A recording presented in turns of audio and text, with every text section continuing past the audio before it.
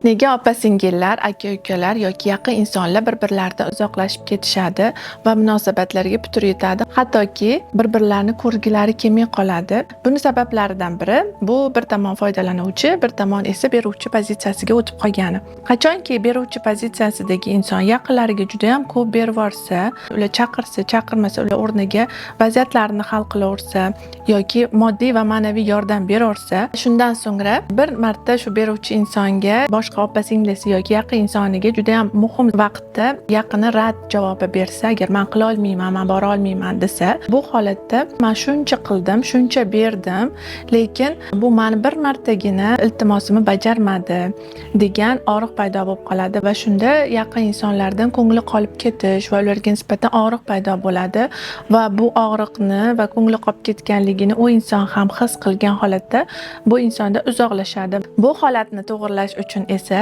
siz balans qonuniga e'tibor berishingiz kerak. Agar siz yaqin insoningizga juda ham ko'p berib yuborib turgan bo'lsangiz, siz undan talab qilmay, aynan siz bergan narsalarni berishini, chunki u inson siz berganchalik bera olmasligi mumkin. Masalan, moddiy yoki ma'naviy yordam berib turgan bo'lsangiz, u shuni qaytara olmasligi mumkin, lekin his qilib ko'ring, u inson nima qila oladi, nima qo'lidan keladi va siz uni qo'lidan keladigan narsani har doim siz o'zingiz berganingizda so'rab turing. Masalan, siz pul bilan yordam berdingiz, yaqin insoningiz esa sizda maslahatda yoki bo'lmasam uy ishlarida yordam berish mumkin. Mana shu yordamni albatta so'ring va balansni joyiga qo'yib oling. Shunda o'rtalaringda to'g'rilik bo'ladi va balans to'g'ri bo'lgan joyda uzoqlashish bo'lmaydi.